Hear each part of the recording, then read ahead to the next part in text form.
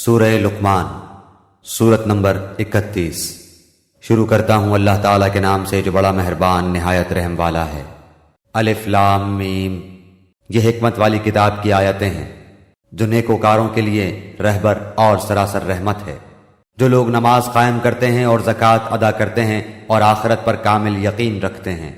یہی لوگ ہیں جو اپنے رب کی طرف سے ہدایت پر ہیں، اور یہی لوگ نجات پانے والے ہیں۔ اور بعض لوگ ایسے بھی ہیں جو لغو باتوں کو مول لیتے ہیں کہ بے علمی کے ساتھ لوگوں کو اللہ کی راہ سے بہکائیں اور اسے ہنسی بنائیں۔ یہی وہ لوگ ہیں جن کے لیے رسوا کرنے والا عذاب ہے۔ جب اس کے سامنے ہماری آیتیں تلاوت کی جاتی ہیں تو تکبر کرتا ہو، اس طرح منہ پھیر لیتا ہے گویا اس نے سنا ہی نہیں، گویا کہ اس کے دونوں کانوں میں ڈانٹ لگے ہوئے ہیں۔ آپ اسے دردناک عذاب کی خبر سنا دیجئے۔ بے شک جن لوگوں نے ایمان قبول کیا اور کام بھی نیک مطابق سنت کیے، ان کے لیے نعمتوں والی جنتیں ہیں جہاں وہ ہمیشہ رہیں گے۔ اللہ کا سچا وعدہ ہے، وہ بہت بڑی عزت و غلبے والا اور کامل حکمت والا ہے۔ اسی نے آسمانوں کو بغیر ستون کے پیدا کیا ہے، تم انہیں دیکھ رہے ہو، اور اس نے زمین میں پہاڑوں کو ڈال دیا تاکہ وہ تمہیں جنبش نہ دے سکے، اور ہر طرح کے جاندار زمین میں پھیلا دیے، اور ہم نے آسمان سے پانی برسا کر زمین میں ہر قسم کے نفیس جوڑے اگا دیے۔ یہ ہے اللہ کی مخلوق، اب تم مجھے اس کے سوا دوسرے کسی کی کوئی مخلوق تو دکھاؤ، کچھ نہیں، بلکہ یہ ظالم کھلی گمراہی میں ہیں۔ اور ہم نے یقیناً لقمان کو حکمت دی تھی کہ تو اللہ تعالیٰ کا شکر کر، ہر شکر کرنے والا اپنے ہی نفع کے لیے شکر کرتا ہے، جو بھی ناشکری کرے وہ جان لے کہ اللہ تعالیٰ بے نیاز اور تعریفوں والا ہے۔ اور جبکہ لقمان نے واعظ کہتے ہوئے اپنے لڑکے سے فرمایا کہ میرے پیارے بچے، اللہ کے ساتھ شریک نہ کرنا، بے شک شرک بڑا بھاری ظلم ہے۔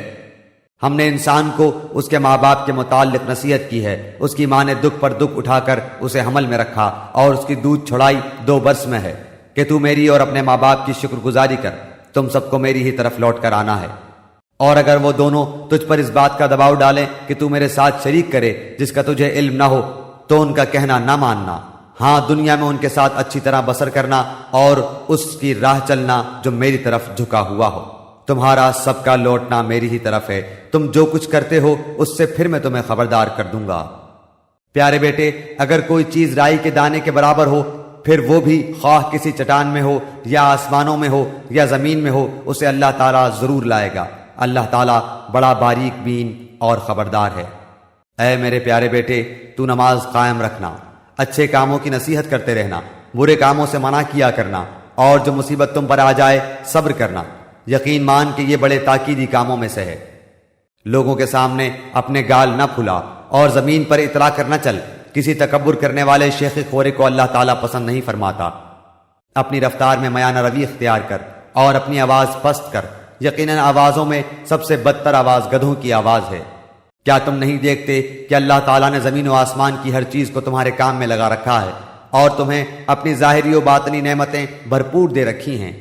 بعض لوگ اللہ کے بارے میں بغیر علم کے اور بغیر ہدایت کے اور بغیر روشن کتاب کے جھگڑا کرتے ہیں، اور جب ان سے کہا جاتا ہے کہ اللہ کی اتاری ہوئی وحی کی تابعداری کرو تو کہتے ہیں کہ ہم نے تو جس طریق پر اپنے باپ دادوں کو پایا ہے اسی کی تابعداری کریں گے، اگرچہ شیطان ان کے بڑوں کو دوزخ کے عذاب کی طرف بلاتا ہو۔ اور جو شخص اپنے آپ کو اللہ کے تابع کر دے اور ہو بھی وہ نیکوکار، یقیناً اس نے مضبوط کڑا تھام لیا۔ تمام کاموں کا انجام اللہ کی طرف ہے۔ کافروں کے کفر سے آپ رنجیدہ نہ ہوں، آخر ان سب کا لوٹنا تو ہماری جانب ہی ہے، پھر ہم ان کو بتائیں گے جو انہوں نے کیا ہے۔ بے شک اللہ سینوں کے بھیدوں تک سے واقف ہے۔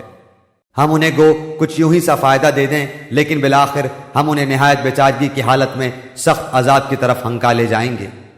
اگر آپ ان سے دریافت کریں کہ آسمان و زمین کا خالق کون ہے تو یہ ضرور جواب دیں گے کہ اللہ۔ تو کہہ دیجئے کہ سب تعریفوں کے لائق اللہ ہی ہے، لیکن ان میں کے اکثر بے علم ہیں۔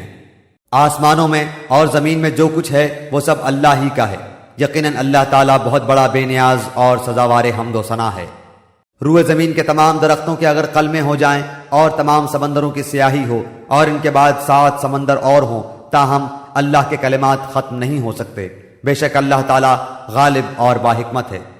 تم سب کی پیدائش اور مرنے کے بعد جلانا ایسا ہی ہے جیسے ایک جی کا، بے شک اللہ تعالیٰ سننے والا دیکھنے والا ہے۔ کیا آپ نہیں دیکھتے کہ اللہ تعالیٰ رات کو دن میں اور دن کو رات میں کھپا دیتا ہے؟ سورج چاند کو اسی نے فرما بردار کر رکھا ہے کہ ہر ایک مقررہ وقت تک چلتا رہے۔ اللہ تعالیٰ ہر اس چیز سے جو تم کرتے ہو خبردار ہے۔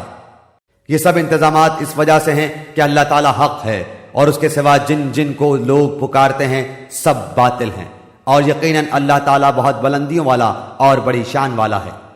کیا تم اس پر غور نہیں کرتے کہ دریا میں کشتیاں اللہ کے فضل سے چل رہی ہیں، اس لیے کہ وہ تمہیں اپنی نشانیاں دکھاوے؟